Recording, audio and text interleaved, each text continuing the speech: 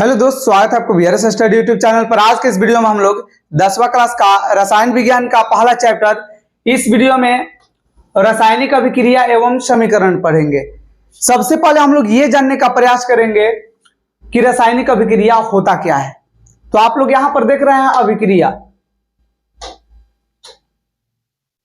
आप लोग क्या देख रहे हैं यहां पर? अभिक्रिया देख रहे हैं। तो अभिक्रिया का मतलब होता है परिवर्तन। तो परिवर्तन कैसा? जैसे मान लीजिए कोई ऐसा परिवर्तन जो अपने पूर्व अवस्था में नहीं आएगा। जैसे मान लीजिए कि हम चावल से हम भात बना रहे हैं, चावल से क्या बना रहे हैं? उसको पका रहे हैं, तो क्या बन जाएगा? खाने योग्य बन जाएगा। फिर हम उसको चावल के रूप में नहीं बना सकते हैं। एक चीज और हम ले लें, जैसे मान लीजिए कोई हम खाना खा लिए, तो जो खाना खा लिए तो पच जाएगा, पचने के बाद फिर हम उसको पूर्व अवस्था में नहीं बदल सकते हैं। एक और हम उदाहरण ले लें, जैसे मान लीजिए कि कोई लोहा की वस्तु है, ओकरा में जंग लग गया, तो जब जंग लगेगा तो उसको हम फिर पूर्व अवस्था में नहीं बदल सकते हैं। दूध है, दूध से जब दही बन गया, उसको हम फिर दही से दूध नहीं बदल सकते हैं, दही से दूध में नहीं बदल सकते हैं। और एक हम लोग क्या कहते हैं? अभिक्रिया कहते हैं, परिवर्तन कहते हैं, चेंजेस कहते हैं। आप लोग यहां पर देख रहे हैं रासायनिक। तो जब रासायनिक होगा तो अपने पूर्व अवस्था में नहीं आएगा, लेकिन यही अगर चला भौतिक परिवर्तन हो जाएगा, क्या होगा? भौतिक परिवर्तन या भौतिक अभिक्रिया, तो वो अपने पूर्व अवस्था में आ जाएगा। अब वो बोलोगे कि सर ये कैसा है? तो जैसे एक बल्ब है, उसको जला दीजिए, बल्ब जलेगा, फिर बुझेगा, अपने पूर्व अवस्था में आ गया। पानी का एक मान लीजिए पानी एक गिलास ले लीजिए, उसके रेफ्रिजरेटर में रख दीजिए, फ्रिज में रख दीजिए, वो बर्फ बन जाएगा। फिर बताइए उसको क्या करेंगे? तो फिर पानी बन जाएगा। तो आप लोग सोचिएगा सर इसको कुछ समय के लिए ऐसे छोड़ देंगे या उसको गर्म कर देंगे, नहीं तो धूप में उसको छोड़ देंगे, तो फिर क्या हो जाएगा? तुरंत वो जो रेफ्रिजरेटर में बर्फ बना है, फिर वो क्या हो जाएगा? पानी बन जाएगा। तो ये जो अपने पूर्व अवस्था में आ रहा है, वो हम लोग भौतिक परिवर्तन कहते हैं, भौतिक अभिक्रिया कहते हैं। ये तो आप लोग दोस्त समझ गए। रासायनिक अभिक्रिया जब होगा तो एक में कुछ एक परिवर्तन होगा, तो एक में कुछ इसका विशेषता होता है। विशेषता क्या होता है? जैसे कि उससे गैस उत्सर्जित होने लगेगा, उसका रंग में कुछ चेंजिंग होगा, नहीं तो उसका तापमान में कोई चेंजिंग होगा, इसमें अवक्षेप का निर्माण होगा। ये सभी चीज आएगा आप लोग को देखने के लिए। अब देखो रासायनिक अभिक्रिया जो है, इसी को जब हम लोग संकेत एवं सूत्र के माध्यम से दर्शाते हैं तो करके समीकरण कहते हैं। आगे आपको एक एक चीज में बताने का प्रयास करूंगा। अभी मैं ये चैप्टर का जो हेडिंग है उसको मैं समझा रहा हूं, ताकि आगे आप लोग को समझने में कोई दिक्कत ना हो। समीकरण क्या होगा? तो जो रासायनिक अभिक्रिया होगा वो करके हम लोग संकेत एवं सूत्र के माध्यम से दर्शाएंगे, वो समीकरण कहेंगे। सबसे पहले देखो रासायनिक अभिक्रिया क्या होता है।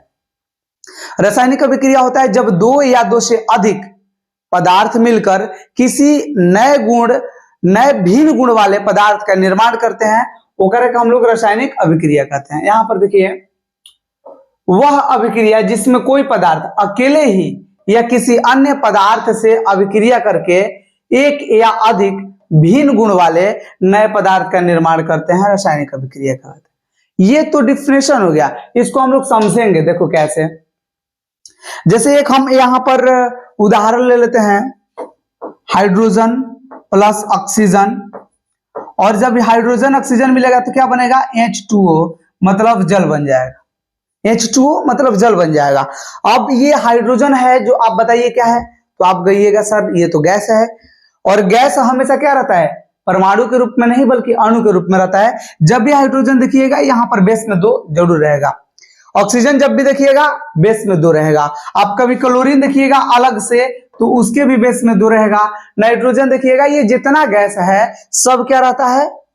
अणु के रूप में रहता है। ये तो आप लोग समझ गए, लेकिन ये अभी हमको नहीं सीखना। अभी हमको सीखना है रासायनिक अभिक्रिया। तो देखिए, अभी बोला कि वह अभिक्रिया जिसमें कोई पदार्थ अकेले ही या किसी अन्य पदार्थ से क्रिया करके एक या अधिक भिन्न गुण वाले, एक भी बन सकता है या अधिक, लेकिन भिन्न गुण होगा, और गुण जो होगा अलग होगा।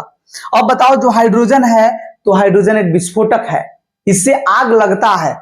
ऑक्सीजन की उपस्थिति में तो आग जलता ही है, अगर जहां पर ऑक्सीजन नहीं रहेगा तो आग वहां पर जलना संभव नहीं है। यही हाइड्रोजन और ऑक्सीजन मिल गया तो जल बन गया, और ये आग को बुझाने का काम करता है। ये आग को क्या करता है? बुझाता है। अतः इसका गुण क्या है? ये गुण क्या है? भिन्न है। ये तो आप लोग समझ गए। और ये नया पदार्थ का निर्माण हुआ, जैसे हाइड्रोजन और ऑक्सीजन मिला तो ये क्या बना दिया? जल बना दिया। ये अभिक्रिया क्या कहलाएगा? ये तो हम समीकरण लिखे हैं, लेकिन अभिक्रिया क्या होगा? तो जब हाइड्रोजन को ऑक्सीजन की उपस्थिति में जलाया जाता है तो जल बनता है, ये रासायनिक अभिक्रिया होगा। और ओकरे को हम लोग संकेत एवं सूत्र के माध्यम से दर्शा दिए, तो एकरे को हम लोग क्या कहने लगे? एकरे को हम लोग समीकरण। आगे इसका डिफिनेशन आएगा समीकरण का। अब जो तीर का इस साइड है इसको हम लोग क्या बोलेंगे? अभिकारक। क्या बोलोगे? अभिकारक कह देना। और जो तीर के ओह पलाटी है, तीर के जोन मतलब जो उस साइड है, जो रिजल्ट हमको मिल रहा है वो करके उत्पाद कहते हैं। क्या बोलते हैं? उत्पाद कहते हैं। एक चला एक चीज और बोलते हैं, प्रतिफल बोलते हैं। प्रतिफल आपको मैं इतना बारीकी से इतना अच्छा से सिखाऊंगा कि एक भी क्वेश्चन नहीं छूटेगा। आप तो मेरे साथ अभी सीखिए, अभी तो हम लोग शुरू किए हैं। जहां जहां जो भी चीज आएगा मैं हर एक चीज को बताने का प्रयास करूंगा। चलो देखो, अभिकारों को हमेशा तीर के बाएं साइड लिखा जाता है। ऑब्जेक्टिव आएगा कि अभिकारों को कहां लिखा जाता है? तीर के बाएं साइड। अब बताओ उत्पाद को कहां लिखेंगे? तीर के दाएं साइड। तीर को कहां है? तीर के कहां लिखेंगे? दाएं साइड लिखेंगे। चलो आगे बढ़ेंगे और इसका डिफिनेशन देखेंगे अभिकारक का। देखिए अभिकारक का डिफिनेशन यहाँ है, जो पदार्थ रासायनिक अभिक्रिया में भाग लेकर नए पदार्थ बनाते हैं उन्हें अभिकारक कहते हैं। तो जो रासायनिक अभिक्रिया में भाग लेते हैं, तो मैं बताओ रासायनिक अभिक्रिया में कौन भाग लिया है? रासायनिक अभिक्रिया में भाग कौन लिया है? तो हाइड्रोजन और ऑक्सीजन ना। इसी के कारण ये जब अभिक्रिया कर रहा है तो ये उत्पाद बन रहा है, तो एक का हम लोग अभिकारक कहते हैं। और जो तीर के उस साइड होकर क्या कहेंगे? प्रतिफल कहेंगे। प्रतिफल किसको कहते हैं? तो रासायनिक अभिक्रिया के फल स्वरूप बने नए पदार्थ को प्रतिफल कहते हैं। क्या बोलोगे? रासायनिक अभिक्रिया के फल स्वरूप बने नए पदार्थ को प्रतिफल कहते हैं या उत्पाद कहते हैं। ये तो आप लोग समझ गए। चलिए हम आगे बढ़ेंगे।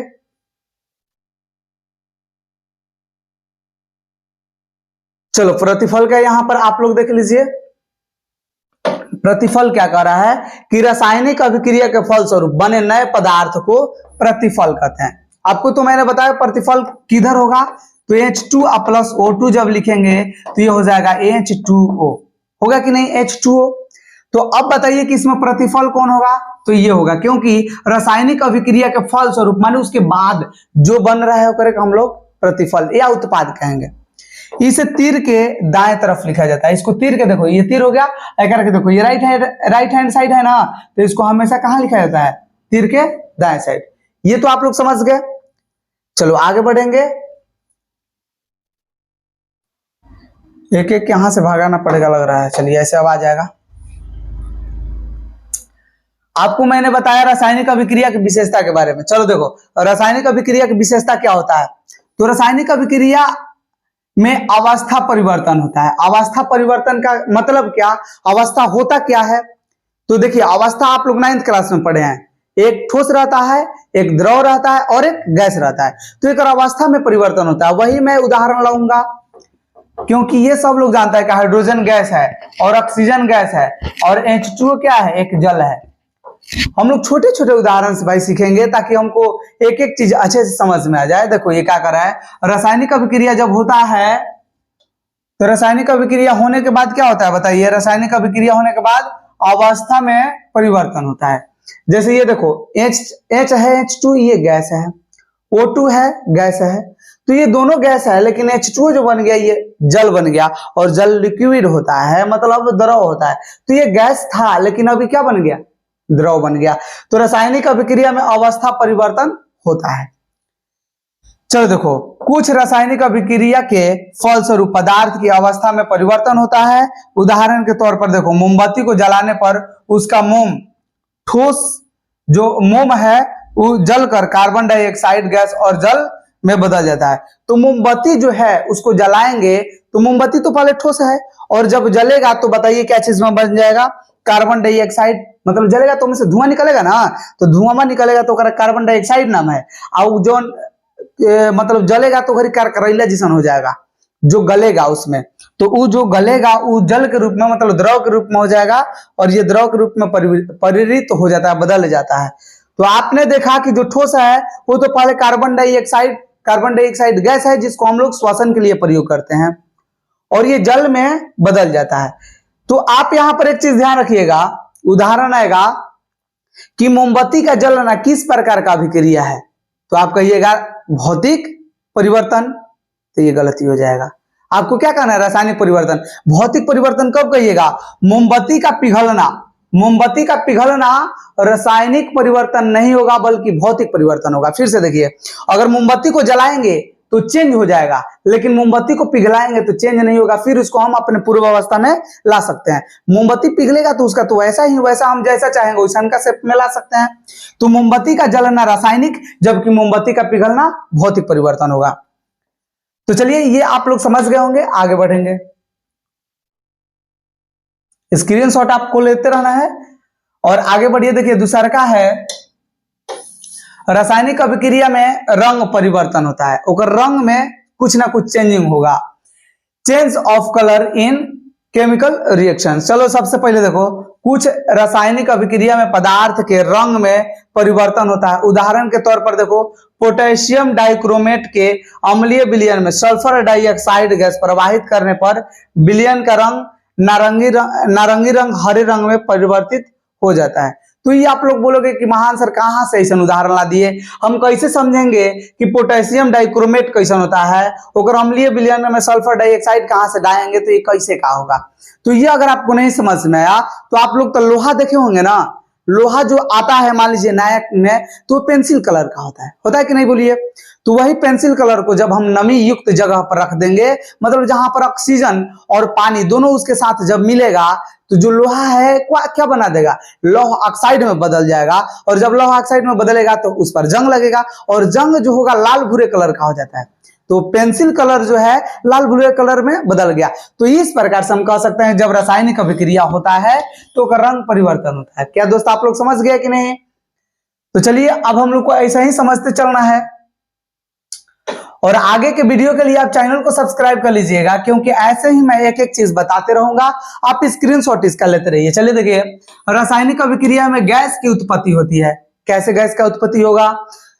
कुछ रासायनिक अभिक्रिया में गैस उत्पन्न होती है। उदाहरणार्थ जैसे दानेदार जास्ता की अभिक्रिया तनु हाइड्रोक्लोरिक अम्ल या तनु सल्फ्यूरिक अम्ल।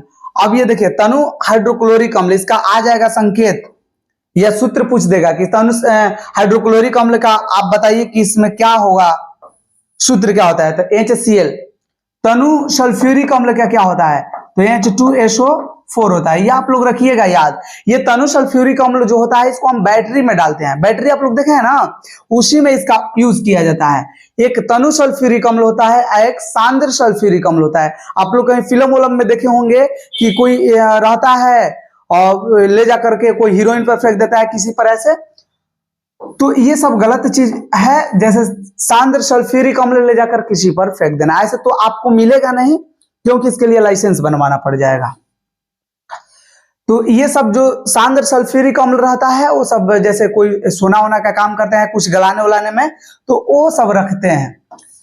देखिए, तनु सल्फ्यूरिक अम्ल हम लोग पढ़ रहे हैं अभी, ये तनु सल्फ्यूरिक अम्ल, इसमें क्या है H2SO4। H2SO4 ये बैटरी में हम लोग डालते हैं। ये टूटा हुआ भाग रहता है, मतलब टूटा हुआ भाग का मतलब क्या कि इसमें 2% ही तेजाब रहता है, बाकी 98% इसमें जल रहता है। क्या रहता है? जल। और ये तनु सल्फ्यूरिक अम्ल रहता है। तो जब बैटरिया के तेजाबवा निकाल के अगर में तनी से जास्ता डालोगे या अल्मुनिया डाल देना। अल्मुनिया कहां से लाओगे? तो तार के कवर हटा देना, अवकारा में लेके अल्मुनिया के तार डाल देना। या ठेपी आप लोग देखे हैं, जैसे कोनो दवा उवा कराता है कोनो ठेपी, ओकरा के मोड़ ओढ़ के आप बैटरी में डाल देना। ओकरा बाद तुम लोग कैसे करोगे? तो ओकरा के जैसे कोई मान लो कि डिब्बा में या पात्र में उसको डाल देना, पहले शीशा के बोतल में या कोई कैसा भी। ओकरा बाद एक बैलून लेना, अब बैलून में उसको भर देना, उससे गैस निकलने लगेगा। कुछ देर के बाद ऐसे हिला दीजिएगा, उसमें से गैस निकलने लगेगा। फिर वो बैलून में भरेगा, उसको बांध दीजिएगा, बैलून को छोड़ दीजिएगा, ऊपर उड़ जाएगा। तो इससे आपको पता चलेगा कि उसमें से हाइड्रोजन गैस निकल रहा है। अगर ऐसे नहीं पता चलेगा तो बैलून में भरने के बाद में एक सलाइए से बांध दीजिएगा, एक बम से लहर जाएगा। तो ये सब ध्यान रखना है, ऐसा मत कीजिएगा ना तो जल जाइएगा। आपको मैंने क्या बताया कि आपको बैलून में भरना है कैसा गैस, तो जैसे बैटरी में एक अल्युमिनिया का या जस्ता का उसमें डाल देना है। उसके बाद जब रिएक्शन होगा तो उससे गैस उत्सर्जित होगा, निकलेगा, और जो गैस उत्सर्जित होगा वो हाइड्रोजन होगा। और हाइड्रोजन गैस काफी विस्फोटक होता है। तो ये आप लोग ऐसा कीजिएगा मत, उसको माची से जलाइएगा, उसको बांध दीजिएगा बैलून को और छोड़ दीजिएगा, ऊपर उड़ जाएगा। ठीक है, बिना किसी के सलाह के आप लोग कोई भी रिएक्शन ना कीजिएगा, नहीं तो दिक्कत हो सकता है। आगे बढ़ेंगे हम लोग, देखिए। और रासायनिक अभिक्रिया में अवक्षेप का बनना। अवक्षेप का मतलब क्या होता है? जैसे मान लो कि आप चूना ले लो, चूना लेके आप पानी में मिला दो, चूना पानी एक में मिला दो पूरा। जब चूना के पानी में डालोगे तो उस समय तो पूरा खौलेगा। तो जब खौलेगा तो ओकरा में क्या हो गया? ओकरा में उष्मा आ गया। उष्मा माने जिस ओकरा में हाथ डालबो तो जले लगी। ये समझ में आ गया ना? अब देखो अवक्षेप का मतलब क्या हो गया? वो पहले खौलेगा एकदम दम है, लेकिन कुछ देरी के बाद सथा जाएगा। सथा जाएगा का मतलब क्या? कि जितना चूना है सब नीचे बैठ जाएगा और ऊपर पानी आ जाएगा। तो जब नीचे बैठ गया ओकरे के कहेंगे अवक्षेप का बनना। दूसरा का तरीका से दूध है, दूध कब कब फट जाता है तो ऊपरवा जाके छता जाता है, नीचे पानी पानी जैसा रहता है, तो वो अवक्षेपे का बनना हो जाएगा। जैसे कोई ठोस पदार्थ है, या तो ऊपर जाके छता जाए ना तो नीचे बैठ जाए, वो करे का हम लोग क्या कहेंगे? अवक्षेप का बनना कहेंगे। तो आप लोग अवक्षेप समझ गए। अगर नहीं समझे हैं तो बालू ले लीजिए और जल्दी जल्दी समझना था। बालू लेके आप पूरा पानी में से घंघोर दीजिए, छोड़ दीजिए, रख दीजिए कुछ समय के लिए। जैसे ही छोड़ोगे बालू सब नीचे बैठ जाएगा। तो बालू नीचे बैठ गया वो करके कहेंगे अवक्षेप का बनना। आपको तो मजा आ गया होगा कि ये आपने कितना आसान भाषा में समझा। दो पदार्थों के विलयन को मिलाने पर उनके बीच अभिक्रिया का फलस्वरूप विलयन से ठोस पदार्थ पृथक हो जाता है। तो वही ठोस पदार्थ जो है, जैसे बालू है, वो क्या हो जाता है? अलग। पानी लिक्विड है और बालू ठोस है, तो जो बालू है वो अलग हो जाएगा। यह प्रक्रिया अवक्षेपण कहलाती है। उदाहरणार्थ जैसे सोडियम क्लोराइड एवं सिल्वर नाइट्रेट के जलीय विलयन को एक साथ मिलाने पर सिल्वर क्लोराइड का दही जैसा सफेद अवक्षेप प्राप्त होता है। चलिए यहां पर क्या कहा है, इसको रिएक्शन के माध्यम से देख लेते हैं। देखो सोडियम क्लोराइड, सोडियम का सूत्र क्या होता है? Na, और क्लोराइड का सूत्र क्या होता है? Cl। जब सोडियम क्लोराइड एवं सिल्वर नाइट्रेट, सिल्वर नाइट्रेट का क्या हो जाएगा सूत्र? AgNO3। AgNO3 जब हम लोग सोडियम क्लोराइड का AgNO3 के साथ रिएक्शन करवाते हैं तो बता दो क्या हो जाता है? तो जलीय विलयन को एक साथ मिलाने पर सिल्वर क्लोराइड, तो सिल्वर देखो कहने बा हे दे, क्लोराइड के दे हे दे, तो सिल्वर क्लोराइड का हो जाएगा AgCl। सिल्वर क्लोराइड का दही जैसा सफेद अवक्षेप प्राप्त होता है। मतलब सिल्वर क्लोराइड का ऊपर मतलब ये छतैला जैसा हो जाएगा। और अगर बाद में बोला क्या हो गया? NaNO3 प्लस क्या हो जाएगा? NaNO3। एक तुम लोग क्या पढ़ोगे? Sodium nitrate.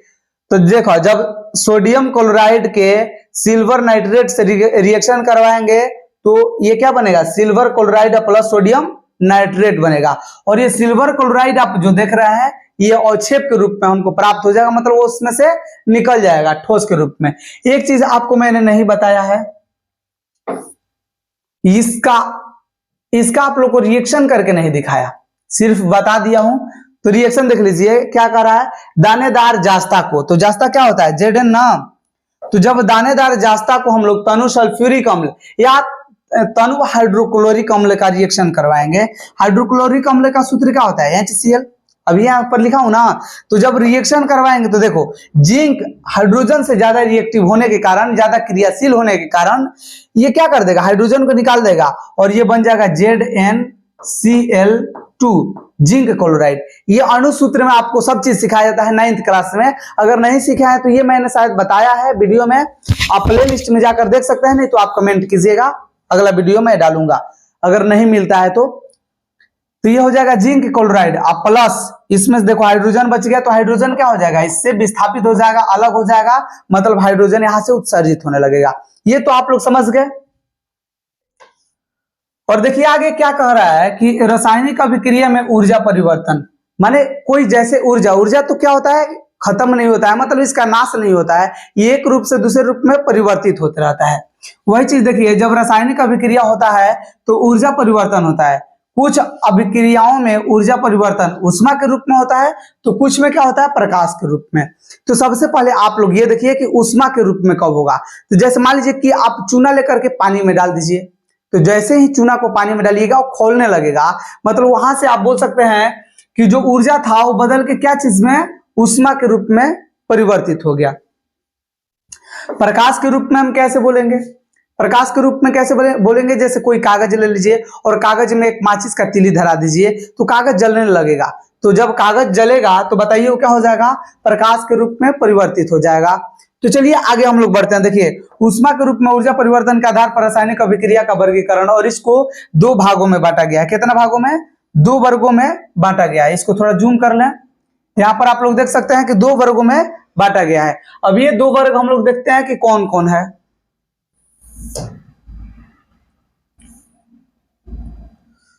चलिए, यहां पर आप लोग देख रहे हैं, पहला ऊष्माक्षेपी अभिक्रिया। वह अभिक्रिया जिसमें ऊष्मा मुक्त होती है ऊष्माक्षेपी अभिक्रिया कहलाती है। इसको आप लोग लिख लीजिएगा कि ऊष्माक्षेपी अभिक्रिया आएगा तो 2 नंबर का। इस प्रकार की अभिक्रिया में अभिक्रिया मिश्रण का ताप बढ़ जाता है। जो अभिक्रिया मिश्रण का ताप है, वो टेम्परेचर है, वो बढ़ जाएगा। जैसे हम लोग उदाहरण के तौर पर देखेंगे तो कली चूना, जिसको हम क्विक लाइन बोलेंगे अंग्रेजी में, आप अपने भाषा में चूना इसको समझिए।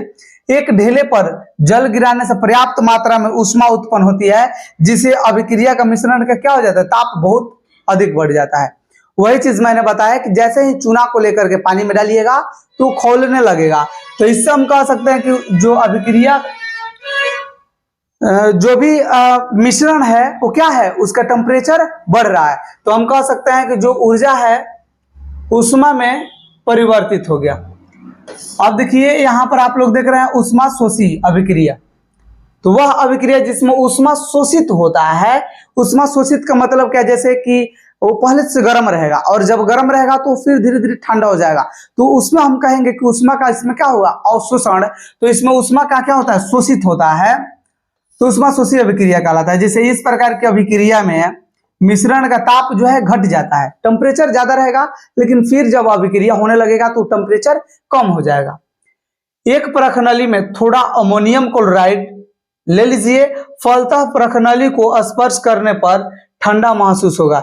एक चीज यहाँ पर छूट गया, देखिए अमोनियम क्लोराइड जो है वो अगर हम पानी जैसे ही मिलाएंगे तो वो उसका जो रासायनिक अभिक्रिया टेम्परेचर है वो कम हो जाएगा। तो अब हम लोग आगे बढ़ेंगे और देखेंगे प्रकाश के रूप में ऊर्जा परिवर्तन के आधार पर रासायनिक अभिक्रिया, माने प्रकाश के रूप में ऊर्जा परिवर्तन के आधार पर रासायनिक अभिक्रिया। अभी हम लोग देखिए ऊष्मा परिवर्तन के आधार पर रासायनिक अभिक्रिया। अब हम लोग देखेंगे प्रकाश के आधार पर। देखो, प्रकाश रासायनिक अभिक्रिया, वे अभिक्रियाएं जो प्रकाश का अवशोषण करने पर ही संपन्न होती है, प्रकाश रासायनिक अभिक्रिया कहलाती है। और एक अंदर वो आता है फोटोसिंथेसिस, मतलब प्रकाश संश्लेषण अभिक्रिया, जो के माध्यम से पेड़ पौधा अपना भोजन बनाता है। चलो, यहां पर आप लोग देख रहे हैं प्रकाश संश्लेषण और प्रकाश अपघटन। तो प्रकाश रासायनिक अभिक्रिया भी 2 प्रकार का होता है, एक तो प्रकाश संश्लेषण और दूसरा प्रकाश अपघटन। प्रकाश संश्लेषण जिसको हम फोटोसिंथेसिस बोलते हैं। प्रकाश संश्लेषण में हरे पौधे जैसे सूर्य के प्रकाश की उपस्थिति में और क्लोरोफिल नामक वर्णक की उपस्थिति में वायु में उपस्थित कार्बन डाइऑक्साइड और मिट्टी में मिला हुआ जल क्या करता है, खींच करके, और पृथ्वी से क्या करता है, जल को अवशोषण खींचता है और खींचने के बाद क्या करता है, अपना भोजन तैयार करता है। एक का हम लोग प्रकाश संश्लेषण कहते हैं। नहीं समझ में आया, फिर से देखो। प्रकाश संश्लेषण अभिक्रिया किसको कहते हैं, तो हरे पौधे सूर्य की उपस्थिति में और क्लोरोफिल की उपस्थिति में वायु में उपस्थित कार्बन डाइऑक्साइड का और पृथ्वी से जल का अवशोषण करके अपना भोजन बनाता है। एक हम लोग प्रकाश संश्लेषण अभिक्रिया कहते हैं। ये आप लोग तो 6-7 में भी पढ़े हैं और यहां पर भी पढ़ने हैं। आगे अब हम लोग बढ़ेंगे। दूसरा का क्या है, प्रकाश रासायनिक अपघटन। वह अभिक्रिया जिसमें कोई पदार्थ सूर्य की उपस्थिति में अपघटित होकर 2 या अधिक नए पदार्थों में टूट जाता है, प्रकाश रासायनिक अभिक्रिया कहलाता है। जैसे कोई पदार्थ रहेगा और जैसे धूप में उसको छोड़ देंगे तो क्या हो जाएगा, बड़ा एक मतलब अणु छोटे छोटे परमाणुओं में या अणुओं में टूट जाएगा। तो करेगा हम लोग कहेंगे प्रकाश रासायनिक अपघटन, फोटोकेमिकल डिकम्पोजिशन। आगे हम लोग बढ़ेंगे और रासायनिक समीकरण। यहां से हम लोग का रासायनिक समीकरण अब शुरू होता है। किसी रासायनिक अभिक्रिया में भाग लेने वाले पदार्थों के संकेतों एवं सूत्रों की सहायता से अभिक्रिया का संक्षिप्त निरूपण रासायनिक समीकरण कहलाता है। जो अभिक्रिया है ओकरा संक्षिप्त में लिखेंगे ओकरे को हम लोग क्या कहते हैं, रासायनिक समीकरण। इसको जैसे यहां पर आपको मैं समझा दूं, जैसे देखो H हो गया H2 प्लस Cl2, क्या हो गया H2 प्लस Cl2, तो ये क्या हो जाएगा HCl हो जाएगा। तो ये बोला जाएगा कि जब हाइड्रोजन को क्लोरीन के साथ रिएक्शन करवाया जाता है, अभिक्रिया करवाया जाता है, तो हाइड्रोक्लोरिक अम्ल बनता है। तो अब आप दोस्त बताइए कि ये हम जितना लिखते ओकर का हम क्या किए, शॉर्ट रूप में, संक्षिप्त रूप में संकेत के माध्यम से दर्शाए। क्या लिखते कि जब हाइड्रोजन को क्लोरीन से अभिक्रिया करवाते हैं तो बताइए क्या बनता है, हाइड्रोक्लोरिक अम्ल बनता है, इतना लिखना पड़ता। लेकिन यहाँ पर क्या आप लोग देख रहे हैं H2 plus Cl2 arrow HCl, और ये जो आप लोग रिएक्शन देख रहे हैं दुनिया के कोई भी वैज्ञानिक ये समझ जाएंगे कि H2 लिखा है तो ये क्या है, हाइड्रोजन, और ये Cl2 लिखा है तो क्या है, क्लोरीन, और ये HCl लिखा है तो क्या है, HCl लिखा है तो क्या है, हाइड्रोक्लोरिक अम्ल। और दुनिया के जितना है केमिस्ट्री में जो विद्वान लोग हैं वो सब लोग जानते हैं कि H2 का मतलब क्या होता है, Cl2 का मतलब क्या होता है, या जो भी संकेत है, जो भी सूत्र है, सब लोग इसके बारे में अच्छे तरह से जानते हैं। तो चलिए आगे बढ़ेंगे।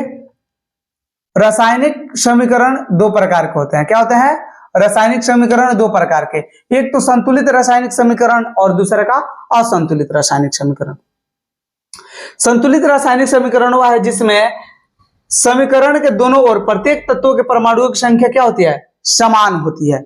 जैसे वही हम लोग रिएक्शन लिख लेते हैं, जैसे H2 हो गया प्लस Cl2 हो गया, तो ये रिएक्शन करके क्या हो जाता है HCl।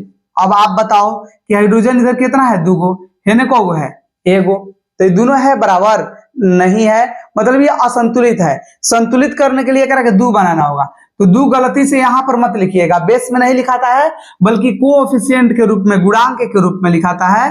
तो आपको 2 कहां पर लिखना है, कभी भी लिखना है तो 2 यहां पर गुणांक के रूप में लिखना है। तो ये हो जाएगा 2 गो H। अब देखो Cl2 का हुआ है 2 गो, तो यहाँ पर तो क्लोरीन आप लोग कहेंगे कि एक ही है, लेकिन एक नहीं है, ये जब गुणांक के रूप में हो गया तो ये सब 2 हो गया, जितना ये रहेगा। जैसे हाइड्रोजन 2 गो हो गया तो क्लोरीन भी 2 गो हो गया। तो अब हाइड्रोजन इधर 2 गो, क्लोरीन 2 गो, तो हाइड्रोजन 2 गो और क्लोरीन भी 2 गो हो गया। ये तो आप लोग समझ गए। तो संतुलित हम लोग समीकरण किसको कहेंगे, तो जिस अभिक्रिया में प्रत्येक तत्वों की परमाणुओं की संख्या तीर के दोनों तरफ क्या हो, बराबर हो, वो करे हम लोग संतुलित रासायनिक समीकरण कहेंगे। अब आप लोग देखेंगे असंतुलित रासायनिक समीकरण। तो असंतुलित रासायनिक समीकरण वह है, यहां पर हुआ है नहीं, वह है जिसमें समीकरण के दोनों ओर लिखिएगा तत्वों के परमाणुओं की संख्या समान नहीं होती है। जैसे मान लो कि हम लिख दिए H2 प्लस O2, तो ये क्या हो जाएगा H2O। तो आप कहिएगा कि हाइड्रोजन यहाँ पर तो 2 है, हाइड्रोजन 2 है, लेकिन ऑक्सीजन यहाँ पर 2 है, तो ऑक्सीजन 1 है, ये संतुलित नहीं है। प्रत्येक तत्वों के परमाणुओं की संख्या क्या होनी चाहिए, बराबर। चलो आगे बढ़ेंगे। आप लोग एक एक चीज का नोट्स करते जाइएगा, मैं सब चीज बताऊंगा। देखो रासायनिक समीकरण को अधिक उपयोगी बनाना, कैसे हम इसको उपयोगी और ज्यादा बना सकते हैं, ध्यान से देखते चलिएगा। रासायनिक अभिक्रिया को प्रतिफलों की भौतिक अवस्था की जानकारी नहीं होती है। जैसे मान लीजिए कि कोई लिखा हुआ है रिएक्शन, जैसे हमने लिखा AgCl, तो इसको आप नहीं बता सकते हैं कि ठोस है, द्रव है कि गैस है। लेकिन ये आप लोग देखेंगे कि Ag लिखा हुआ है, तो Ag तो ठोस है, चूंकि Ag सिल्वर के लिए होता है और सिल्वर ठोस होता है, तो यहाँ आप बता सकते हैं। लेकिन अगर मान लीजिए कि अगर ये आप नहीं जानते कि HCl क्या है, ठोस है कि लिक्विड है कि क्या है, तो आप तो कहते कि सर ये तो H गैस है और क्लोरीन भी गैस है, तो ये शायद गैस होगा। तो जब रासायनिक हम लोग अभिक्रिया लिखते हैं तो हमें ठोस द्रव गैस की पता नहीं चलती है, मतलब प्रतिफलों को भौतिक अवस्था को अगर जानकारी नहीं होता है। तो अभिकारक को और प्रतिफलों को भौतिक अवस्था की जानकारी उनके संकेतों सूत्रों के ठीक आगे कोष्टक में ठोस के लिए S, द्रव के लिए L, ये L लिखा हुआ है, और गैस के लिए G लिख दिया जाता है। इसी प्रकार पदार्थ के जलीय विलयन के लिए एक्वा अंकित किया जाता है। ये तो आप लोग समझ गए कि ठोस रहेगा तो ओकरा बाद S लगा देना है, अगर गैस रहेगा तो ओकरा आगे G लगा देना है, अगर द्रव रहेगा तो लिक्विड लगा देना है, अगर विलयन रहेगा तो एक्यू लगा देना है। दूसरा का देखो, गैस के उत्सर्जन की जानकारी। यदि अभिक्रिया के पास और कोई गैस निकलती है, अभिक्रिया के पास नहीं होगा, यदि अभिक्रिया के फलस्वरूप कोई गैस निकलती है तो समीकरण में गैस के सूत्र के ठीक आगे ऐसे हम लोग तीर ऊपर में करके दर्शा देंगे तो पता चलेगा कि इससे गैस निकल रहा है अभिक्रिया से। ध्यान से देखो, यदि अभिक्रिया के फल स्वरूप, क्या लिखोगे, फल स्वरूप कोई गैस निकलती है तो समीकरण में गैस के सूत्र के ठीक आगे हम लोग ऊपर में तीर दर्शा देंगे कि गैस निकल रहा है। और जब अवक्षेप बनेगा तो तीर नीचे में दर्शा देना, ठीक है। अवक्षेप नीचे में है और गैस ऊपर में हो जाएगा। चलो आगे बढ़ेंगे।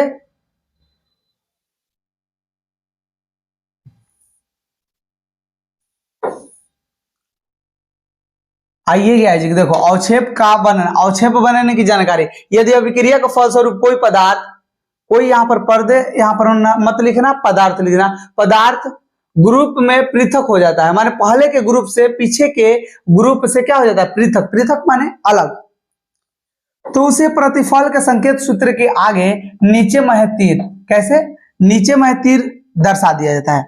अभिक्रिया की शर्त की जानकारी, अभिक्रिया की शर्त की जानकारी जैसे देखिए, इसकी जानकारी के लिए समीकरण के प्रयुक्त चिन्ह के ऊपर या नीचे, यहां पर दाग नहीं दाब लिखिएगा, क्या लिखिएगा, दाब, सांद्रण, उत्प्रेरक आदि शर्तों का निर्देशन किया जाता है। जैसे आप लोग प्रकाश संश्लेषण अभिक्रिया देखे होंगे तो अगर में तिरवा के ऊपर लिख दिया जाता है सूर्य के प्रकाश, क्या लिखा जाता है, सूर्य का प्रकाश, या नीचवा लिखा रहता है क्लोरोफिल, क्या लिखा रहता है, क्लोरोफिल।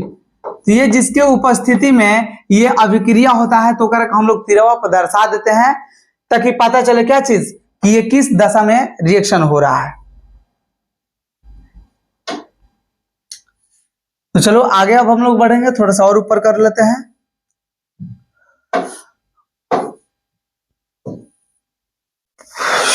देखो अभिक्रिया की उत्क्रमणीयता की जानकारी, रासायनिक अभिक्रिया के उत्क्रमणीयता, उत्क्रमणीयता यहां पर इसको काट दीजिएगा, ता यहां पर हो जाएगा। उत्क्रमणीयता दर्शाने के लिए अभिकारक और प्रतिफलों के बीच विपरीत दिशा में निर्देशित दो तीर दिए जाते हैं। क्या कर दिया जाता है, दो तीर दिया जाता है। जैसे हम वही रिएक्शन लेंगे, जैसे मान लो कि H2 हो गया प्लस O2 हो गया, तो बता दो क्या हो जाएगा, ये बन जाएगा H2O। तो जब मान लो कि हाइड्रोजन और ऑक्सीजन से हम जल बनाएंगे तो क्या जल से हम लोग हाइड्रोजन और ऑक्सीजन बना सकते हैं, तो जब बना सकते हैं तो एगो तीर होने पड़े, एगो तीर हे पड़े, और एक हम लोग क्या कहते हैं, उत्क्रमणीयता। एक और हम लोग ले लेते हैं उदाहरण, आप लोग अभी तक लाइक नहीं किए होंगे तो लाइक कर दीजिएगा।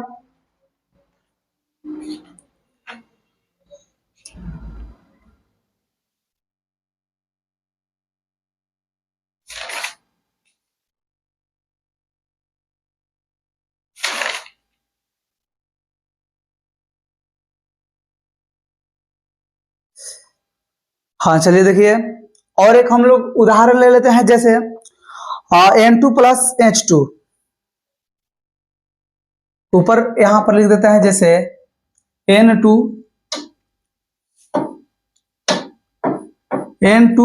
प्लस H2, तो ये क्या हो जाएगा, NH3, क्या हो जाएगा दोस्त, NH3। और यहां पर तो H3 हो गया, 6 हो, सॉरी 3 हो गया, और यहां पर 2 है, तो इसको हम बराबर करने के लिए क्या हम लिख देंगे 3, तो 3 दूनी 6 हो जाएगा। जैसे ही 6 हो जाएगा तो यहाँ पर 2 लिख देना। जब 2 लिखोगे तो हाइड्रोजन 3 दूनी कितना हो गया, 6, नाइट्रोजन 2 हो गया, और यहाँ पर भी नाइट्रोजन 2 हो गया। तो तीर हम इधर भी दर्शाएंगे और इधर भी दर्शाएंगे, क्योंकि देखिए नाइट्रोजन और हाइड्रोजन से क्या बनेगा, नाइट्रिक यहाँ पर बन जाएगा, और फिर इससे हम क्या कर सकते हैं, हाइड्रोजन और नाइट्रोजन प्राप्त कर सकते हैं। एक हम लोग उत्क्रमणीयता कहते हैं। चलिए आगे बढ़ो, अब यहां से मजा आने वाला है। देखो रासायनिक अभिक्रिया के प्रकार, टाइप्स ऑफ केमिकल रिएक्शन, संयोजन या संश्लेषण अभिक्रिया, कॉम्बिनेशन और सिंथेसिस रिएक्शन। इसको देखिए बढ़िया से समझिए। संयोजन वह अभिक्रिया है जिसमें 2 या अधिक पदार्थ तत्व या यौगिक परस्पर संयोग करके क्या करते हैं, एक नया पदार्थ बनाते हैं। जब दो या दो से अधिक पदार्थ मिलकर एक पदार्थ बनाएगा तो करेक्ट संयोजन अभिक्रिया। संयोजन माने जुड़ना, तो संयोग करेगा, जुड़ेगा, वो करेगा हम लोग क्या कहेंगे, संयोजन या संश्लेषण अभिक्रिया। जो मैं बार बार लिख रहा हूं वही आप लिख सकते हैं, जैसे H2 हो गया प्लस Cl2 हो गया, ये क्या हो जाएगा बता दो, HCl हो जाएगा। क्या हो जाएगा, HCl हो जाएगा। एक और लिख लो Na प्लस Cl2, ये क्या हो जाएगा, NaCl सोडियम क्लोराइड हो जाएगा। तो दो तत्व, दो यहाँ पर परमाणु मिलके यहाँ पर एकल पदार्थ का निर्माण कर रहे हैं, अतः यह क्या है, संयोजन या संश्लेषण अभिक्रिया है। क्या आप लोग याद रखेंगे, अगर यह ऑब्जेक्टिव में आ जाता है कि निम्नलिखित में कौन संयोजन अभिक्रिया है, तो जो अभिकारक रहेगा इधर दो तत्व, और जब उत्पाद जो रहेगा उसमें एक ही उत्पाद रहेगा, तो आप लोग इसे समझ जाइएगा कि यह संयोजन अभिक्रिया है। बाकी आप महान सर से सीखते चलिए एक एक चीज। अब हम लोग आगे बढ़ेंगे। वियोजन, वियोजन मतलब क्या होता है, टूटना। अपघटन, अपघटन माने जिसे कोई घटित होना। वियोजन वह अभिक्रिया है जिसमें किसी यौगिक के बड़े अणु के टूटने से उसके गुण से बिल्कुल भिन्न गुण वाले दो या अधिक पदार्थ बनते हैं। मानव शरीर में भोजन का पचना एक अपघटन अभिक्रिया है। तो मानव शरीर में जैसे भोजन है वो पचता है, तो भी एक अपघटन अभिक्रिया है। नहीं तो एक ऐसे लिख लीजिए CaCO3 सोडियम कार्बोनेट, इसको चूना बोलते हैं। क्या बोलते हैं, सॉरी, कैल्शियम कार्बोनेट, इसको चूना बोलते हैं। तो ये टूटेगा तो बताइए क्या बनेगा, calcium plus CO3 calcium carbonate, दो चीजों में टूट जाएगा। तो एक बड़ा अणु क्या होता है, छोटे छोटे अणुओं में टूट जाता है। एक हम लोग बोलते हैं क्या चीज, तो वियोजन या अपघटन अभिक्रिया। ये तो आप लोग समझ गए होंगे। आगे अब हम लोग बढ़ेंगे। रासायनिक समीकरण के हम लोग क्या पढ़ रहे हैं, प्रकार। चलो आगे बढ़ो, नहीं मिल रहा है इसमें। देखो CaCO3 एक बड़ा अणु दो छोटे छोटे अणुओं में टूट जा रहा है। अब ये आप लोग देखो एकल विस्थापन अभिक्रिया। एकल विस्थापन अभिक्रिया क्या है, तो एकल विस्थापन अभिक्रिया वह है, एकल माने एगो, अब विस्थापन माने ओकरा के हटा देना, विस्थापित कर देना। तो एकल विस्थापन अभिक्रिया वह है जिसमें किसी यौगिक के अणु में उपस्थित किसी परमाणु या परमाणुओं के समूह को किसी दूसरे तत्वों के परमाणुओं द्वारा विस्थापित कर दिया जाता है। अधिक क्रियाशील धातु कम क्रियाशील धातु को उसके लवण से विस्थापित कर देता है। जैसे मान लो कि एक हम रिएक्शन यहां पर लिख देते हैं, Zn प्लस H2SO4, तो देखो बउआ जिंक जोन है ना हाइड्रोजन से ज्यादा रिएक्टिव है। अब कैसे बोलेंगे, तो क्रियाशील श्रेणी आप लोग यहां पर देख लीजिएगा, Zn प्लस H2SO4। अगर मान लीजिए कि गलती से मैं एडिट नहीं किया, यहां पर क्रियाशील श्रेणी नहीं दिया, तो आप लोग सर्च कीजिएगा क्रियाशील श्रेणी, और उसमें आपको पता चल जाएगा कि जिंक कहाँ है, तो सबसे ऊपर। सबसे ऊपर का मतलब नहीं कि सबसे ऊपर ही आएगा, सबसे ऊपर आएगा कैल्शियम, उसके बाद आएगा पोटेशियम, उसके बाद आएगा सोडियम, ऐसे आएगा। लेकिन जो जिंक आएगा वो हाइड्रोजन से कहीं ना कहीं ऊपर आएगा। तो जो जिंक है हाइड्रोजन से क्या है, ज्यादा रिएक्टिव है। तो हाइड्रोजन को क्या कर देगा, इसके लवणीय विलयन से या अम्लीय विलयन से इसको विस्थापित कर देगा, हटा देगा। क्योंकि H2SO4 तो ये तो अम्ल होगा, एसिड है। तो जिंक जोन है ये क्या हो जाएगा, ZnIaSO4 एक अणु बनाएगा और हाइड्रोजन को एक से विस्थापित करके अलग कर देगा। तो एक बहुआ कहते हैं, बता दो क्या, एकल विस्थापन अभिक्रिया। ये तो आप लोग समझ गए। आगे बढ़ेंगे अब हम लोग, अब पढ़ेंगे उभय विस्थापन। उभय विस्थापन को हम लोग द्विविस्थापन अभिक्रिया बोलते हैं। क्या बोलते हैं, उभय विस्थापन अभिक्रिया को हम लोग द्विविस्थापन अभिक्रिया भी बोलते हैं।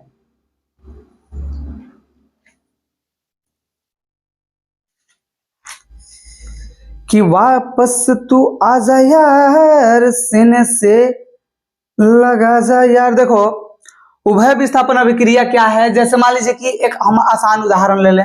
जैसे मान लो कि A और B है प्लस C और D है, तो ये क्या करेगा, A जोन है ये क्या है, ये पॉजिटिव मतलब ये धनात्मक मूलक है, और B जोन है ऋणात्मक मूलक। जो बाद में आता है वो निगेटिव होता है, जो पहले आता है पॉजिटिव होता है। तो हेकर है, देखो पॉजिटिव है और है निगेटिव, है पॉजिटिव है नेगेटिव, तो एक और पॉजिटिव हुआ एक और नेगेटिव हुआ से क्या हो जाएगा मिल जाएगा, तो ए और डी बन जाएगा, ए और डी। इजी से क्या बनेगा सी और बी, तो इजी क्या बन जाएगा सी पहले, देखो पॉजिटिव पहले और नेगेटिव बाद में, तो सी बी। यहाँ देखो ये क्या किया कि अपन अपने को अदल बदल कर लिया, तो जब अदल बदल करेगा तो उभय विस्थापन अभिक्रिया मतलब डबल डिस्प्लेसमेंट रिएक्शन बोलते हैं। उभय विस्थापन अभिक्रिया वह है जिसमें दो यौगिक अपने आयनों का विनिमय या आदान प्रदान करके दो नए यौगिक का निर्माण करते हैं। एक को हम लोग क्या कहते हैं उभय विस्थापन अभिक्रिया, जैसे NaCl plus AgNO3, NaCl plus AgNO3, तो बताओ ये क्या चीज बनेगा, तो Na जो है ये NO3 से मिलेगा, Ag जो है Cl से मिलेगा, तो ये हो जाएगा AgCl, और चूंकि जब AgCl होगा तो ये बता दो क्या हो जाएगा अवक्षेप बनेगा ना, आपको मैंने बताया है। और जो देखो Cl जाके Ag से मिल, चूंकि Ag का है Ag बता दो क्या है यहाँ पर, Ag पॉजिटिव है धनात्मक है, Ag क्या है धनात्मक, आया में कि कौन ऋणात्मक है तो Cl ऋणात्मक बाद में आ रहा है, तो AgCl एगो जाके मिल गया। दूसरा का आप देखो धनात्मक पहले ऋणात्मक बाद में, मतलब NaNO3 क्या हो जाएगा NaNO3। तो ये तू लोग को समझ में आ गया कि डबल डिस्प्लेसमेंट क्या होगा, माने एगो जोन है हेकरा से आएगो जोन है हेकरा से जाकर रिएक्शन करके अब बना लेगा नया पदार्थ। तो आप लोग को ये समझ में आ गया, आगे बढ़ो। देखो अवक्षेपण अभिक्रिया क्या कहलाता है, तो विलयन में होने वाली ऐसी रासायनिक अभिक्रिया जिसमें कोई उत्पाद ठोस के रूप में विलयन से पृथक हो जाता है, पृथक होने वाला ठोस पदार्थ अवक्षेप कहलाता है, और ऐसी अभिक्रिया को अवक्षेपण अभिक्रिया कहते हैं। अवक्षेपण अभिक्रिया यही चीज है जो अभी मैंने लिखा, जैसे NaCl क्या हो गया NaCl प्लस AgNO3, तो अब ये बताओ किसके अंतर्गत अब हम लिखेंगे इसको, तो NaCl है प्लस AgNO3 है, तो बता दो क्या हो जाएगा AgCl बन जाएगा, क्या बन जाएगा AgCl, अब प्लस देखो Na जोन है NO से Ag मिलके बन जाएगा NaNO3, तो AgCl जो है ये क्या बन गया अवक्षेप बन गया। तो ये देखिए डबल डिस्प्लेसमेंट के अंतर्गत भी आएगा और अवक्षेपण के अंतर्गत भी आएगा, तो जैसा ऑप्शन रहेगा उसके अनुसार इसको आप क्लिक कीजिएगा। ये बताओ कि क्यों ये हम डबल डिस्प्लेसमेंट बोले, तो Na जो है NO3 से मिल गया और Cl जो है Ag से मिल गया, तो ये एक दूसरे के आयन का क्या कर रहा है आदान प्रदान। अभी पीछे हम लोग देखें, और इसमें क्या किया जा रहा है कि AgCl अवक्षेप के रूप में इसमें प्राप्त होगा, तो ये अवक्षेपण अभिक्रिया भी होगा, उसमें तीर लिखा हुआ रहेगा आपके उदाहरण में, तो उससे आप लोग समझ जाइएगा कि ये क्या हो रहा है अवक्षेप बन रहा है, और अवक्षेप जब बनेगा तो अवक्षेपण अभिक्रिया कहलाएगा। देखिए उदासीनीकरण अभिक्रिया क्या कहलाएगा, तो अम्ल और क्षार के संयोग से लवण और जल के बनने की क्रिया उदासीनीकरण अभिक्रिया कहलाती है। तो अम्ल क्या हो जाता है जैसे HCl प्लस क्षार क्या हो जाएगा तो KOH, क्या हो जाएगा दोस्त KOH पोटेशियम हाइड्रोक्साइड, ये क्षार हो गया। तो जब ये रिएक्शन करेगा तो क्या बन जाएगा लवण तथा जल बनता है। तो अम्ल और क्षार के अभिक्रिया से देखो क्या हो जाएगी H जोन बा रिएक्शन करी तो देखो OH से रिएक्शन करी तो क्या हो जाएगा H2O, Cl जोन बा तो K से रिएक्शन करी तो क्या हो जाएगी KCl मतलब पोटेशियम क्लोराइड, और प्लस बता दो क्या बनेगा H है और OH है तो ये हो जाएगा H2O। अब देखो जब हाइड्रोक्लोरिक अम्ल के जब हम लोग क्या करेंगे पोटेशियम हाइड्रोक्साइड से रिएक्शन करवाएंगे तो पोटेशियम क्लोराइड प्लस जल बनता है, और एकरे के बबुआ हम लोग बता दो क्या कहेंगे उदासीनीकरण, क्योंकि जल जो होता है उदासीन होता है, ये में ना कोनो रंग होता है ना कोनो गंध होता है, वैसे ही KCl जो पोटेशियम क्लोराइड है ये भी क्या होता है उदासीन ही होता है। अब देखो वैद्युत अपघटन, ध्यान से देखना, विद्युत अपघटन धातु के ऑक्साइड क्लोराइड आदि की द्रवित अवस्था या जलीय अवस्था में विद्युत धारावाहित करके उनको अपघटित करने की प्रक्रिया विद्युत अपघटन कहलाती है। अम्लीकृत जल क्या कर रहा है, अम्लीकृत जल के विद्युत अपघटन के फलस्वरूप हाइड्रोजन गैस कैथोड पर और ऑक्सीजन गैस एनोड पर मुक्त होता है। इसके लिए मैं आपको एक चीज बता दूं, ये कौन सा रिएक्शन है, वैद्युत अपघटन। तो जब वैद्युत अपघटन होगा तो जैसे मान लो कि हम लोग जल में जैसे H2O हो गया, तो एक में हम लोग विद्युत प्रवाहित करेंगे पानी में, तो जो हाइड्रोजन है और ऑक्सीजन है, एक तो कैथोड पर और एक एनोड पर। कैथोड पर कौन होगा, कैथोड पर हाइड्रोजन, कैथोड पर जो धन मूलक रहेगा वो कैथोड पर, और जो ऋण मूलक रहेगा वो एनोड पर मुक्त होता है। ये क्या हो जाएगा, एनोड पर।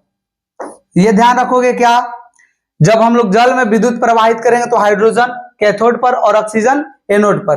हाइड्रोजन यहाँ पर धनात्मक होता है, पॉजिटिव चार्ज होता है, ये चलते ये कैथोड पर, और जो निगेटिव चार्ज होगा वो एनोड पर होगा। तो वैद्युत अपघटन आप लोग समझ गए कि जब हम कोई पदार्थ में या विलयन में जब हम विद्युत प्रवाहित करते हैं तो उसमें से धन मूलक जो रहता है कैथोड पर और जो ऋण मूलक रहता है एनोड पर मुक्त होता है।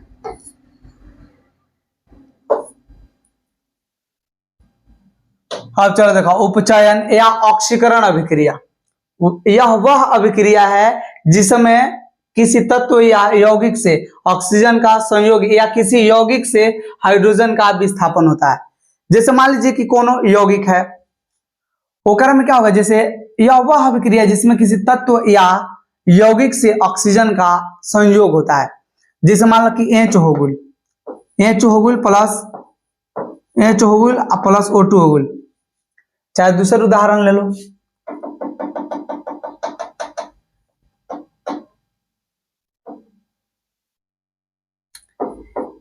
जैसे देख लो Fe हो गया।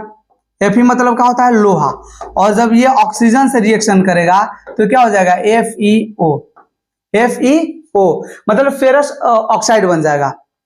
जब आयरन को जब ऑक्सीजन से रिएक्शन करेंगे तो FeO बनेगा। ये तो ठीक है। अब बताओ कि ये ऑक्सीजन का में मिल गया कि नहीं, ऑक्सीजन मिल गया। तो देखो ये कह रहा है जिसमें किसी तत्व या यौगिक से ऑक्सीजन का संयोग होता है, माने ऑक्सीजन मिल गया, तो ये उपचयन या ऑक्सीकरण अभिक्रिया कहलाएगा। अब जैसे हम लोग भोजन खाते हैं तो भोजन खाएंगे और नाक के माध्यम से ऑक्सीजन हम लोग खींचते हैं, और ये फिल्टर होने के बाद फिर क्या हो जाता है, वो भोजन के साथ मिल जाता है। तो जब भोजन के साथ मिलेगा तो ऑक्सीकृत होगा। तो अब बताइए कि भोजन का पचना किस प्रकार का अभिक्रिया है, तो उपचयन अभिक्रिया। और उपचयन अभिक्रिया को ही हम लोग क्या कहते हैं, ऑक्सीकरण अभिक्रिया कहते हैं। ये तो आप लोग समझ गए। एक चीज और समझ लीजिए, जैसे HCl है, तो ये कह रहा है कि किसी यौगिक से हाइड्रोजन का विस्थापन। तो जैसे HCl एगो यौगिक हो गया, एक से हाइड्रोजन जैसे विस्थापित माने अलग हो गई, तो यो बता दो क्या हो जाएगा, यो ऑक्सीकरण अभिक्रिया ही कहलाएगा। माने हाइड्रोजन है अलग अलग हो गई, हेमे ऑक्सीजन बा हेमे एक में जुड़ गई, तो जब ऑक्सीजन जुड़ी तो उ का ही ऑक्सीकरण। अच्छा, हाइड्रोजन अलग हुई तब वो ऑक्सीकरण। एक उल्टा होता है अवकरण। अवकरण अब के लिए देख लो, अवकरण अभिक्रिया ऑक्सीकरण के ठीक उल्टी होती है। ऑक्सीकरण वैसी रासायनिक अभिक्रिया है जिसमें किसी तत्व या यौगिक के साथ हाइड्रोजन का संयोग तथा किसी यौगिक से ऑक्सीजन का निष्कासन होता है। जैसे यौगिक क्या हो गया, H2O, ये क्या हो गया, जल। अब ये हाइड्रोजन हो गया, या फिर वही उदाहरण हम लोग लिख लें, चलो वही उदाहरण हम लोग फिर ले लेते हैं।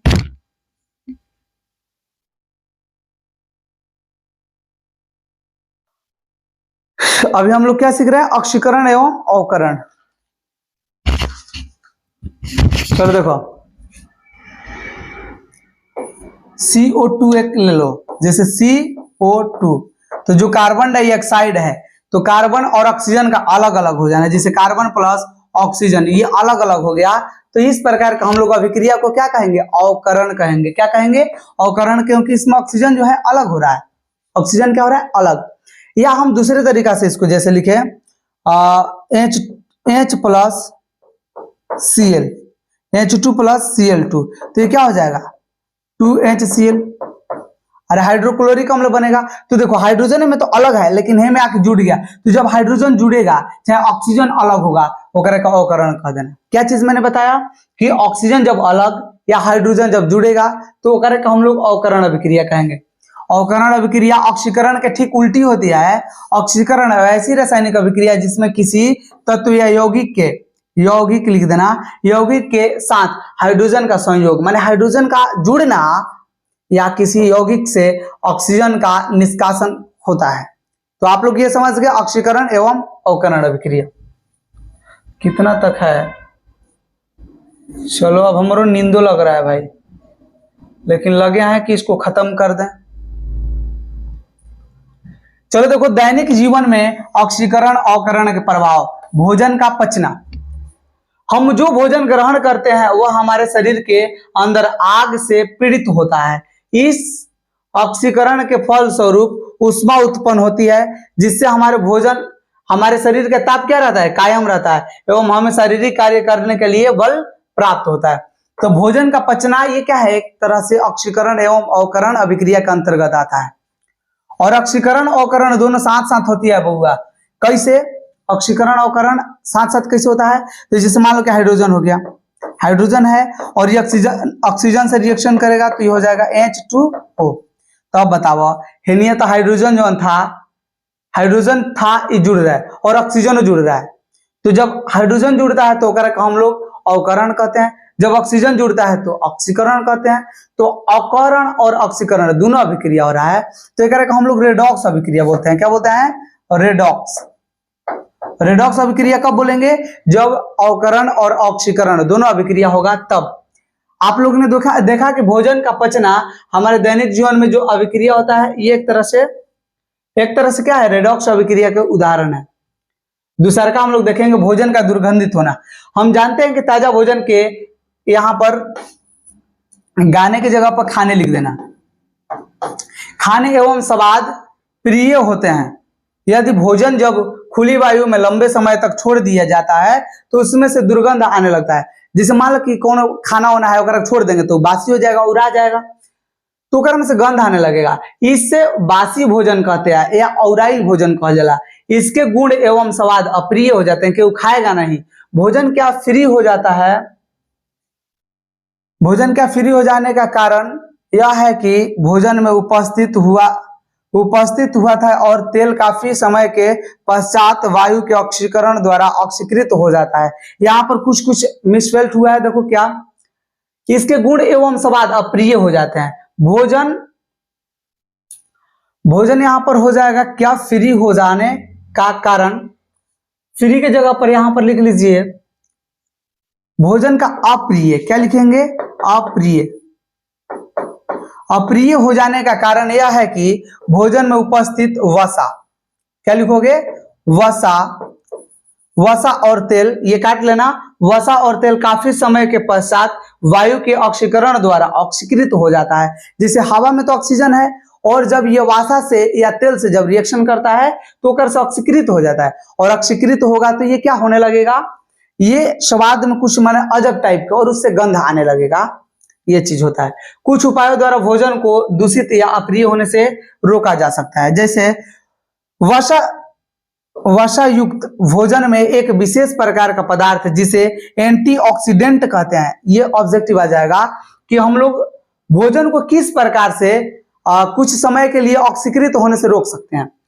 तो एंटीऑक्सीडेंट मिला के, नहीं तो रेफ्रिजरेटर में रख के, नहीं तो जहां पर खुला वायु है वहां से मतलब हटा करके कहीं उसको टोप ढक करके रखेंगे तो वो कुछ समय के लिए ऑक्सीकृत होने से बच जाएगा।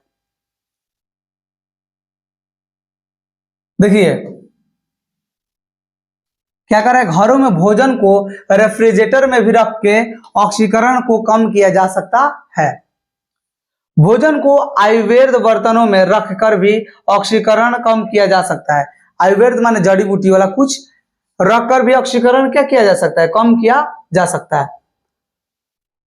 अब लास्ट हम लोग पड़ाव पर हैं श्वसन की क्रिया। श्वसन की क्रिया हमारे दैनिक जीवन में हर क्षण होती है और हर क्षण हो रहा है तो क्या हो रहा है? ऑक्सीजन है, फिर मिलता है, फिर ये क्या हो जाता है? कार्बन डाइऑक्साइड के रूप में निकल जाता है। मतलब ऑक्सीजन हमने खींचा, फिर ये कार्बन से मिल गया, तो ऑक्सीजन जो है कार्बन से मिल गया, तो ये भी एक तरह से ऑक्सीकरण है। क्या मैंने किया? तो ऑक्सीजन जो है ये भोजन में कार्बन के साथ मिलता है और ये कार्बन डाइऑक्साइड बन जाता है। क्या बन जाता है? Carbon dioxide. जो भी चीज हम खाते हैं उसमें में कार्बन की मात्रा होती है। श्वसन की क्रिया हमारे दैनिक जीवन में हर क्षण होती है। यह क्रिया ऑक्सीकरण अभिक्रिया का एक उदाहरण है। ये क्या है? ऑक्सीकरण, क्योंकि ऑक्सीजन और कार्बन मिलके ऑक्सीकृत कर देता है, तो ये ऑक्सीकरण का उदाहरण है। इस क्रिया में वायु के ऑक्सीजन द्वारा हमारे शरीर में उपस्थित कोशिका के अनुभव स्वीकृति हो जाते हैं। ऑक्सीकरण की इस क्रिया के उपरांत कार्बन डाइऑक्साइड गैस बनती है। अभिक्रिया के उपरांत क्या बनता है? कार्बन डाइऑक्साइड गैस बनती है, जो हमारे द्वारा श्वास छोड़ने पर, स्वास्थ्य नहीं, यहाँ पर सांस लिख देना। क्या चीज लिखोगे? सांस छोड़ने के क्रम में बाहर निकल जाता है। अब देखो दहन की क्रिया। हमारे दैनिक जीवन में दहन की कई क्रियाएं दिखती है, जैसे जलावन के रूप में लकड़ी, कोयला की रोशनी, द्रवित पेट्रोलियम गैस जिसको हम एलपीजी बोलते हैं आदि का उपयोग। इन सभी पदार्थों के जलन में ऑक्सीकरण अवकरण की अभिक्रिया होती है। दहन और ज्वाला। दहन और ज्वाला अब हम लोग देखेंगे अगले वीडियो में, और ये टोटल क्वेश्चन फिक्स है और आप अगले वीडियो का इंतजार कीजिए। हम लोग अगले क्लास में यही सीखेंगे। चलिए मिलेंगे अगले वीडियो में।